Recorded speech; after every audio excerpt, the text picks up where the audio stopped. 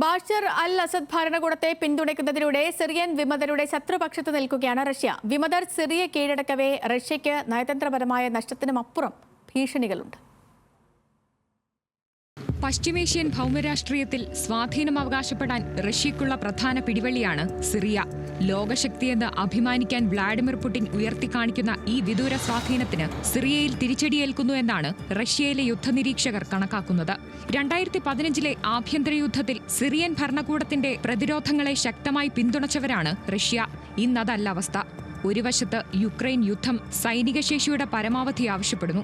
പാശ്ചാത്യ ശക്തികളുമായുള്ള ഏറ്റുമുട്ടലായി മാറിയ യുദ്ധം പാരമ്യത്തിൽ എത്തി നിൽക്കവെയാണ് അവസരം മുതലെടുത്ത് സിറിയയിൽ വിമത മുന്നേറ്റം ആരംഭിച്ചത്. തിരിച്ചടികൾക്ക് പിന്നാലെ പ്രസിഡന്റ് ബഷാർ അൽ അസദ് രാജ്യം വിടുക കൂടി ചെയ്തിരിക്കുന്നു.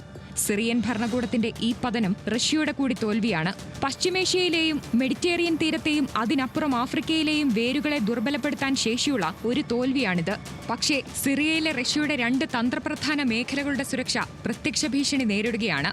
ഒന്ന്, ലഡാക്ക് പ്രവിശ്യയിലെ മൈം വ്യോമതാവളം. 2, ടാർട്ടൂസ് തീരത്തെ നാവിക കേന്ദ്രം.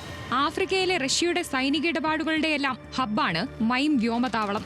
വിമത ആക്രമണങ്ങളെ ചെറുക്കാൻ റഷ്യ നൽകി വരുന്ന വ്യോമ പിന്തുണയുടെ സംഭരണ കേന്ദ്രവും ഇവിടമാണ്.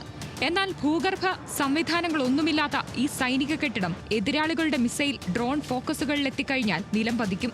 സിറിയയിലെ റഷ്യയുടെ സൈനിക ശേഷിയുടെ 75% ഇത് നിരായുധീകരിക്കും. ഒരു പരിധിവരെ ചെറുത്തുനിൽപ്പിന് ശേഷിയുണ്ടെങ്കിലും ടാർട്ടൂസിലെ നാവിക താവളത്തിന്റെ സ്ഥിതിയും ഏതാണ്ട് സമാനമാണ്. മെഡിറ്ററേനിയൻ തീരത്തെ റഷ്യയുടെ ഏക കപ്പൽ റിപ്പയർമെന്റ് സ്റ്റേഷൻ കൂടിയാണ് ടാർട്ടൂസിലേത്. അതുകൊണ്ട് തന്നെ ഇരു മേഖലകളിലും ഒരേറ്റുമുട്ടലുണ്ടാകുന്ന സാഹചര്യം ഒഴിവാക്കാനായിരിക്കും റഷ്യ ഇന്നത്തെ നിലയ്ക്ക് മുൻഗണന കൊടുക്കുക. മുൻകരുതലെന്ന നിലയ്ക്ക് ഇരു കേന്ദ്രങ്ങളിൽ നിന്നും സൈനികരെ തിരിച്ചുവിളിക്കുകയും കപ്പലുകൾ നീക്കം ചെയ്യുകയും ചെയ്തു കഴിഞ്ഞു Russia. International desk, news Malayalam.